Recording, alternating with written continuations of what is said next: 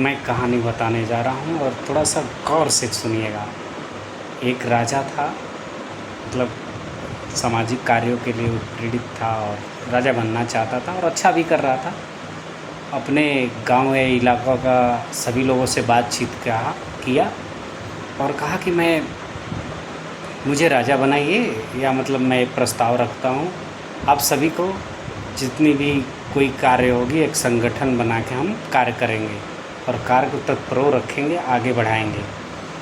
तो गांव वालों ने समझ के सूझबूझ के बात किया और कहा भी ठीक है भाई, चलो हम लोग यहाँ के नेतृत्व एक राजा ही बना लेते हैं।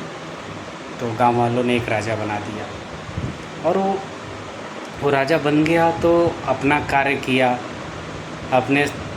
अपने कार्यकाल में जितना कार्य था वो किया।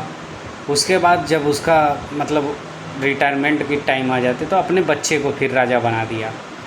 फिर उसका बच्चा का रिटायरमेंट का टाइम आ गया तो उसने भी अपने बच्चे को अपना रिटायरमेंट लेने के बाद फिर बच्चे को अपने बना दिया।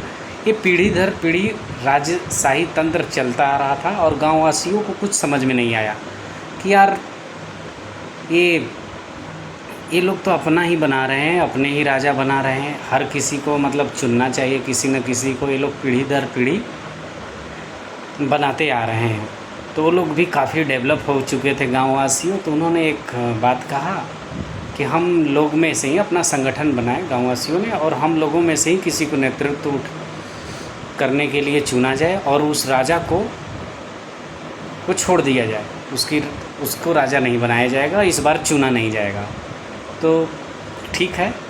तो उसी में एक गरीब व्यक्ति था, उसी को कहा गया कि तुम्हें इलेक्शन लड़ाना है और तुमको राजा बनाया जाएगा हम लोग मिल के। तो उसने जीत गया।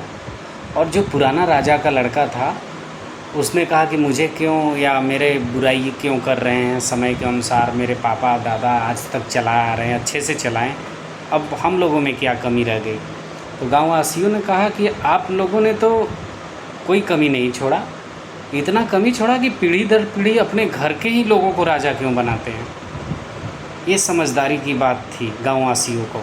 तो समय के अनुसार अगर कोई ऐसी भी पॉलिटिक्स या राजतंत्र कर रहा है, या कोई भी बीजेपी हो या अन्य कोई भी पार्टियाँ हो, पीढ़ी दर पीढ़ी अगर ऐसी ही अपने घर के लोगों को ही बनाता जा रहा है, तो अवश्य इस बात को ध्यान दे, उसको चुनना बंद कर दे। इलेक्शन कमेटी जब बनती है तो उसको वोट ना दे, जो आपके समस्या को सॉल्वेशन कर सके, और आपके उम्मीदवार वही है जो आपकी सुन सके। जो पीढ़ी दर पीढ़ी नेपोटिज्म होता है वो आपकी सुनेगा नहीं, वो अपना मजबूती बनाता जाएगा एक समय से और राजशाही चलाएगा वो। ठीक, इसलिए हर साल सरकार बदलना बहुत ज़रूरी है समय के अनुसार, क्योंकि एक इंसान जब कोई चीज़ लंबे टाइम तक अरसे तक रहता है ना, तो फिर उसके अंदर एक घमंड टाइप की आ जाती है, ईगो आ जाता है, घमंड आ जाता है कि मैं ही राजा हूँ, मैं ही सब करूँगा। तो इसलिए हमेशा कोई भी अपना पॉलिटिक्स में कोई सगा नहीं है। हमेशा नेतृत्व का आईना दिखाना बहुत ज़रूरी है कि कौन अच्छा कार्य कर रहा है, उसको गिराना भी ज़रूरी है और उसे संभालना भी ज़रूरी है। तो इसलिए आज मैं ये बात कर रहा हूँ, कोई भी पार्टी हो उसका फुल सपोर्ट नहीं, एक बार मौका दे, दोबारा दूसरी पार्टी को मौका दे, ताकि ये सब डर बना रहे। और डर समाज में जब बना रहेगा तो आपकी अच्छा से कार्य होगा, आपका देखभाल होगा, समाज की सुनवाई होगी। तो इसलिए आज के लिए इतना ही। जय हिंद, जय भारत। कैसा लगा कमेंट में ज़रूर बताइएगा आप सभी।